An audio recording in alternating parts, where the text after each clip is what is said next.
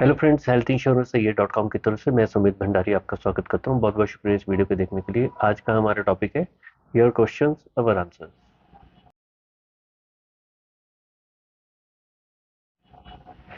चलिए शुरुआत करते हैं। पहला क्वेश्चन है क्लेम रिजेक्शन मेन रीजन, यानी कोई पर्सन जानना चाहते हैं कि अगर हम किसी भी कंपनी की पॉलिसी लेते हैं तो क्लेम रिजेक्शन की सबसे बड़ी रीजन क्या होती है। देखिए, मेनली दो रीजंस होती हैं। बहुत कोरा जवाब दूंगा। पहली बात, जब आप पॉलिसी बाय करते हैं, unfortunately due to any reason आप पॉलिसी को पढ़ते नहीं है। दूसरा, आप प्रपोजल फॉर्म वगैरह हाथ से नहीं पढ़ते, ना उसकी टर्म्स एंड कंडीशन पढ़ते हैं। जब हम किसी कॉन्ट्रैक्ट में एंटर कर रहे हैं, सपोज को आज आपकी उम्र 35 साल है या आपने 60 साल की उम्र में पॉलिसी ले रहे हो, तो अगर हम 80-90 साल तक जिंदा रहते हैं तो आने वाले टाइम में बहुत महंगाई होने वाली है। तो ये पॉलिसी की इंपॉर्टेंस अंडरस्टैंड करिए। राइट, तो उसके लिए अगर आप किसी एक्सटर्नल एलिमेंट, आप मेरे पे भरोसा करना चाहते हैं, अपने एजेंट पे करना चाहते हैं, किसी कंपनी की डिजिटल मार्केटिंग की वजह से क्रिएट किए हुए ब्रांड पे भरोसा करना चाहते हैं, तो आपको कोई फायदा नहीं होएगा। ठीक है, सीधी सी बात है। जब कोई चीज के अंदर 30-40-50 साल अगर हमने उस चीज को कंटिन्यू करना है, 30-40-50 साल, तो उसके अंदर क्या आप 12-13 घंटे लगा भी नहीं सकते? अगर नहीं लगा सकते तो फिर आपका क्वेश्चन ही गलत है, क्योंकि देखो, अगर किसी ने स्वर्ग जाना है ना तो उसको मरना पड़ता है। तो वही चीज है। हमने अगर क्लेम रिजेक्शन से बचना है, पहले इन डॉक्यूमेंट्स को खुद पढ़ो। नहीं पढ़ोगे तो आपके क्लेम रिजेक्शन की प्रोबेबिलिटी कई गुना बढ़ जाती है, क्योंकि आपको पता ही नहीं क्या खरीद रहे हो। दूसरी जो सबसे बड़ी रीजन है वो होते हैं नॉन डिस्क्लोजर। जब आप पॉलिसी खरीद रहे हैं तो आपको अपने सारी डिस्क्लोजर करने हैं। डिस्क्लोजर कैसे करने हैं वो आप अपने, जिससे आप पॉलिसी बाय कर रहे हैं, वो आप, he is a competent person, वो आपको अच्छे से एडवाइस करेंगे। प्रपोजल फॉर्म हाथ से भरो, इतना ही हिंट दे सकता हूँ। अगर अपने डिस्क्लोजर सही से करोगे तो कोई चिंता की बात नहीं है। ठीक है, तो यही मेन क्लेम रिजेक्शन के चांसेस होते हैं। कंपनी का नाम वाम ये सारी फालतू की चीजें हैं। ठीक है, why claim settlement ratio is not important as per you. देखिए, हम बार बार बोलते हैं कि क्लेम सेटलमेंट रेशियो या इनकर्ड क्लेम रेशियो एक सही पैरामीटर नहीं है पॉलिसी खरीदने के लिए। क्यों? जब आपने एक पॉलिसी खरीदी, दो कंपनी का कंपैरिजन कर रहे हो। एक कंपनी स्टार्ट हुई थी 2002 में और एक कंपनी स्टार्ट हुई है 2013 में, है ना। एक 10 साल पुरानी कंपनी को आप 22-23 साल पुरानी कंपनी से कैसे कंपेयर कर सकते हो? रेशियो, रेशियो जब भी किसी चीज में रेशियो करते हैं, वर्ड यूज होता है रेशियो, तो दोनों चीजों का सैंपल साइज सेम होना चाहिए, उनकी लेगेसी सेम होनी चाहिए, एक ही टाइप की। अब एक सिंपल लेथ पे काटी हुई प्रोडक्ट का आप सीएनसी कटिंग से कैसे कंपैरिजन कर सकते हो? सीएनसी को सीएनसी से कंपेयर करना पड़ेगा। राइट, हम कंपेयर कर रहे हैं एक छोटे से स्कूल को एक बड़े नामी ग्रामी स्कूल से। ये रेशियोज का कोई फायदा नहीं होता। रेशियो हमेशा से दो सिमिलर चीजों के अंदर होती है। दूसरा, चलिए मान लीजिए आपने जिद कर ली कि जी मुझे क्लेम सेटलमेंट रेशियो को कंपेयर करना है, तो फिर आज करिए ना। दिसंबर 2023 में चेक करिए। जो आज आप डिटेल दे रहे हैं तो 1.5-2 साल पुरानी है। Health insurance is very dynamic. Company के मैनेजमेंट चेंज हो जाती है, क्लेम ज्यादा आ जाती है, बहुत सारी चीजें होती हैं। तो 1.5 साल पुराने डाटा के बेस पे आज का डिसीजन लेना क्या सही है? राइट। तीसरा, जो क्लेम सेटलमेंट रेशियो होता है उसके अंदर बहुत सारी टाइप की पॉलिसीज होती हैं। आपने पॉलिसी बाय की हुई है बैंक से, पॉलिसी बाय की हुई है एजेंट से, पॉलिसी बाय की हुई है ऑनलाइन, पॉलिसी बाय की है किसी आपने कहीं पे कोई क्रेडिट कार्ड वगैरह लिया उसके साथ मिल गई, लोन के साथ मिल गई। तो 50 जगह से पॉलिसी, जब अलग अलग जगह से पानी आ रहा है एक नदी के अंदर, तो नदी का जब आप बीओडी सीओडी उसका चेक करोगे, टीडीएस चेक करोगे, तो वो सही करेक्ट नहीं, वो सही उसकी वाटर क्वालिटी प्रेजेंट नहीं करता है। तो या तो हर एक सोर्स, जब आप दो कंपनी को क्लेम सेटलमेंट रेशियो चेक करोगे, एक कंपनी कर रही है सिर्फ ऑनलाइन काम और एक कंपनी कर रही है 480 से बेच रही है, एक सिर्फ एजेंसी के थ्रू काम कर रही है, तो सब बेच ही अलग अलग तरीके से रहे हैं। कंपैरिजन का क्या करोगे? कोई फायदा नहीं है उस चीज का। ठीक है ना। Don't take me wrong, but जो चीज है वो तो ऐसे ही रहेगी। ठीक है। आर यू अगेंस्ट एचडीएफसी और नेवा भूपा? नहीं, ऐसा कुछ नहीं है। हम लोगों को आप एक सिंपल इंश्योरेंस एजेंट मान के चलिए, जो बहुत सारी कंपनी में काम करते हैं, कंपनी के साथ काम करते हैं, इन सभी कंपनी की पॉलिसी बेचते हैं। तो आप मेरे से पूछोगे क्या आपने एचडीएफसी की पॉलिसी सेल की है? हाँ की है। मैं नीवा बुपा की पॉलिसी सेल की है? हाँ की है। ठीक है। तो मैं इन कंपनी के अगेंस्ट नहीं हूँ। सिंपल सी, अगर घर के मेंबर की तरह बात करूं, सिंपल सी चीज है, पैसा किसी पेड़ पे नहीं लगता। तो पॉलिसी खरीदने के लिए सबसे इम्पोर्टेंट एलिमेंट कंपनी नहीं होती, उसकी फीचर नहीं होते, पैसा होता है। तो आपको ये कैलकुलेशन करनी है कितना पैसा दे रहे हो और कितना माल अपने को मिल रहा है। इस पैरामीटर पे देखते हो तो ये दोनों कंपनी वैल्यू फॉर मनी नहीं है।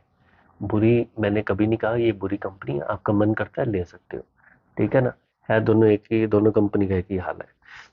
Do you sell policy? जी हाँ, हम पॉलिसी सेल करते हैं, लेकिन हमारा एक सिलेक्शन क्राइटेरिया होता है। हर एक इंसान की हम पॉलिसी करते नहीं।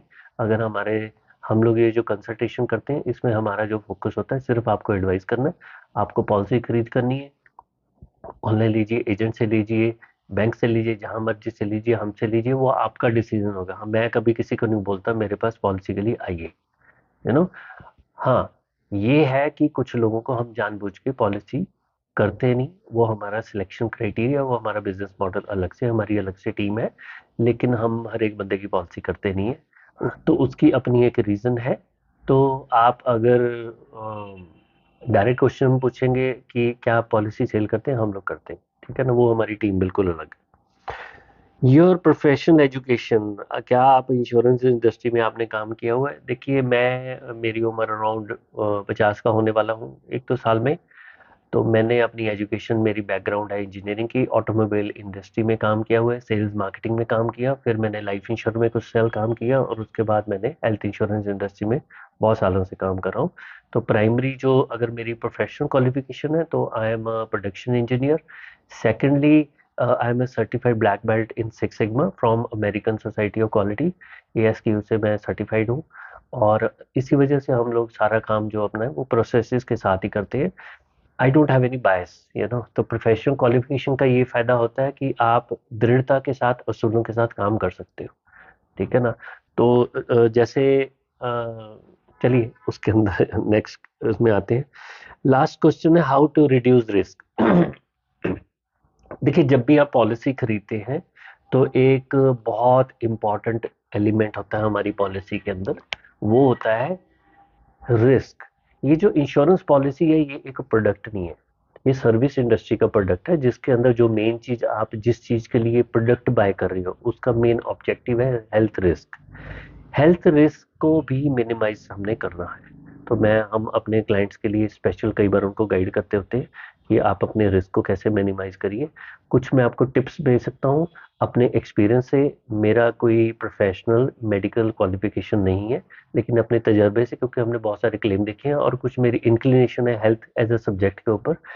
तो अगर आप चाहते हैं कि आने वाले टाइम में आपकी हेल्थ अच्छी रहे, तो चार पांच चीजों पे काम करिए। पहली बात, हमारी बॉडी के अंदर कहा जाता है, हमने कहीं अंदर घुस के तो देखा नहीं है, कि बहुत सारी मात्रा पानी की होती है। तो जब हमारा पानी है बॉडी के अंदर, मैक्सिमम एलिमेंट है, उसके अंदर सिंपल सी चीज होती है, या तो हम उसको एल्कलाइन रखें, या न्यूट्रल रखें, या एसिडिक रखें। एसिडिक यानी तेजाब, राइट। तो जब भी आप चाय पियेंगे, कॉफी पियेंगे, ये दो चीजें पियेंगे, ये आपकी बॉडी में एसिडिक जो तेजाब है उसको बढ़ाएंगी। तो तेजाबी रस है बॉडी के अंदर, वो बढ़ेगा। तो जब भी बॉडी में आपकी एसिडिटी बढ़ेगी, तो वो किसी भी बीमारी को इनवाइट करती है, राइट। तो जस्ट आपको मैं हल्का सा हिंट दे रहा हूँ कि अपनी बॉडी को एल्कलाइन रखने के लिए ये दो चीजों से बच के रहिए। चाय कॉफी ही, मुझे ऐसा लगता है, मेरे पास ऐसा कोई प्रूफ नहीं है, मुझे लगता है जो आने वाले टाइम के अंदर या इस समय भी बहुत सारे लोग जो कैंसर वैंसर या इस टाइप की क्रिटिकल प्रॉब्लम्स होती हैं, मेरी अपनी ऐसी सोच है कि इसकी बहुत बड़ी वजह चाय आती है। ठीक है, चाय हमारे शरीर को सुखा देती है, इंटेस्टाइन को ड्राई कर देती है, और इंटेस्टाइन के अंदर ही जो हमारे कुछ उसके अंदर जो बाल होते हैं, मलाई होती है, वो बेसिकली हमारे जो खाना खाते हैं उसके अंदर से न्यूट्रिशन को सक करती है। तो ये अगर आप इंटेस्टाइन को ही सुखा दोगे, वो काम नहीं करेगी, तो चाहे सारा दिन देसी घी में खड़े रहो, तब भी आपकी बॉडी में कुछ बेनिफिट नहीं होगा। दूसरी चीज, नींद। एक इंसान को कम से कम 5-6 घंटे की नींद चाहिए होती है, लेकिन अगर हम वेस्टर्न फिलोसफी को माने, वो बोलते हैं 8 घंटे। तो आपको ये जो 5 से लेके 8 घंटे की जो नींद है, इसको हमेशा लेना है और अच्छे तरीके से लेना है। नींद मैं इसलिए बोल रहा हूँ, स्लीप इसलिए बोल रहा हूँ कि अगर आप चाहते हैं हेल्दी रहें, 10 बजे सो जाओ। 11 बजे सोना, 12 बजे सोना, 1 बजे सोना, 2 बजे सोना, ये आप अपने रिस्क को इंक्रीज कर रहे हो। अच्छा लगे बुरा लगे, फॉलो करो ना करो, आपकी जिंदगी है, ठीक है। लेकिन 10 बजे सोगे, जिंदगी भर स्वस्थ रहोगे। तीसरा एक इंपॉर्टेंट एलिमेंट है रिटायरमेंट। आपको बड़ा क्लियर होना चाहिए मुझे कब रिटायर होना है, और उसके बाद अगर मुझे एक सिंपल सी लाइफ जीनी है तो आप आराम से 50-55 में रिटायर हो सकते हो। अगर करोड़ों की बातें करोगे, ये लेना है वो लेना है, फिर आप जिंदगी भर रिटायर नहीं हो पाओगे। तो अपनी समझ के हिसाब से, अपनी तबीयत के हिसाब से, अपनी कन्विक्शन, अपने असूल, अपनी जैसे आपका सात्विक लाइफस्टाइल है, तो उसके हिसाब से आप जल्दी रिटायर होने की प्लानिंग करो। लेकिन उसके लिए ज्यादा काम नहीं करना, ढंग से सोना ही है। रिटायरमेंट की डेट आपको बड़ी क्लियर होनी चाहिए। या इसको एक दूसरा तरीका बोल रहा हूँ, जिंदगी में कितना पैसा कमाना है। अगर आपको लगता है कि 2.5-3 करोड़ रुपए आपने जिंदगी में इकट्ठा कर लिया और उसके बाद ठीक है, तो ठीक है, रिटायर हो जाओ। 10 करोड़, 20 करोड़, 50 करोड़, 1,000 करोड़, किसी की, जब किसी इंसान की मौत होती है, वो कहते हैं कि कफन में ना जेब नहीं होती। तो एक लिमिट तक जाके अपने आप को शांत करिए और रेस्ट कर लीजिए। चौथा, थोड़ी सी स्टडी करिए, जो गेहूं है और राइस है यानी चावल है और शुगर है, ये तीन की थोड़ी सी साइंटिफिक स्टडी पढ़ के देखिए। अगर आपकी डाइट के अंदर शुगर है, शुगर आपके जो बॉडी के अंदर सेल्स होते हैं, सेल्स के माइटोकॉन्ड्रिया के ऊपर जाके इफेक्ट करती है। तो अगर आप चाहते हैं आपकी जिंदगी में कभी बीमार ना हो, तो चीनी छोड़ दो। जितनी सफेद चीजें हैं, मैदा, जो प्रोसेस चीजें हैं, है ना, तो ये 4-5 चीजों का मैं फटाफट नाम लेता हूँ। चीनी को छोड़ दीजिए, ठीक है। मैदा, सफेद चीजों को छोड़ दीजिए। बाकी दो चीजें जो सफेद हैं वो है राइस और व्हीट। जो आपके लोकल अन्न है, जो आज से 50 साल 100 साल पहले हम लोग हिंदुस्तान में खाते थे, उनके ऊपर आइए, देसी अनाज के ऊपर आइए। बहुत सिंपल भाषा में बोलूं, ऐसे खाने को खाइए जिसके अंदर फाइबर ज्यादा है ना। ये जो मार्केट से आप आटा खरीदो जिसकी रोटी बड़ी जल्दी बन जाती है, ये बिल्कुल बेकार आइटम है, ठीक है। तो चीनी होगी आपके पास, मैदा हो गया, राइस होगी, शुगर होगी, और अगर आप छोड़ सकते हो, ठीक है, तो मैंने स्टार्टिंग में बोला था चाय को छोड़ दो। ये कुछ चीजों के ऊपर आप करिए। अगर लास्ट मेरी तरफ से अगर आप एक हिंट लेना चाहते हैं, जितनी आपकी हाइट इंचेस में है उसके आसपास ही ±5-10 kg आपका वेट होना चाहिए। उससे ऊपर जितना वेट जाएगा तो आप अस्वस्थ होते रहेंगे। और जिनकी उम्र 55 साल है, उनके लिए मैं आपको बहुत अच्छा एक गिफ्ट ऑफर कर सकता हूँ। वो ये है, साइकिल चलाइए। ये बड़ी बड़ी गाड़ियां एसी वेसी में रह के आप लोगों की तबीयतों का बैंड बज जाएगा, बुढ़ापा बहुत बेकार निकलेगा। तो सबसे अच्छी चीज आप जिंदगी में कर सकते हैं, साइकिल चलाइए, ठीक है। ये सारी चीजों को कोशिश करके फॉलो करिए, आपका रिस्क बहुत ज्यादा मिनिमाइज हो जाएगा, कोई चिंता की बात नहीं होगी। चलिए, फालतू की ज्ञान की बहुत सारी बात होगी। आपने इस वीडियो को देखने के लिए टाइम निकाला, बहुत बहुत शुक्रिया। अगर किसी को कंसल्टेशन चाहिए, हमारी वेबसाइट पे जाइए, यहाँ हमें इसी नंबर पे व्हाट्सअप कर दीजिए, हमारी टीम आपको रिप्लाई कर देगी। एक छोटा सा, जिन लोगों ने एंड तक इस वीडियो को देखा उनको मैं एक छोटी सी अपनी प्लानिंग बताना चाहता हूँ। मैक्सिमम शायद 3 साल और है, जब हम शायद इस टाइप के इस यूट्यूब वीडियो को या यूट्यूब चैनल को हम ज़्यादा चलाएंगे, या तब तक शायद मैं एक्टिवली काम करूंगा। उसके बाद I have a big plan कि भी मैं पैसिव रिटायरमेंट में चले जाऊंगा।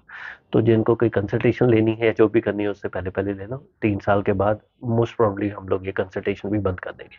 चलिए जी, आपने इस वीडियो को देखने के लिए टाइम निकाला, बहुत बहुत शुक्रिया। अच्छा लगा तो इसको लाइक करिए, अपने दोस्तों के साथ शेयर कर सकते हैं। जय जय श्री राधे।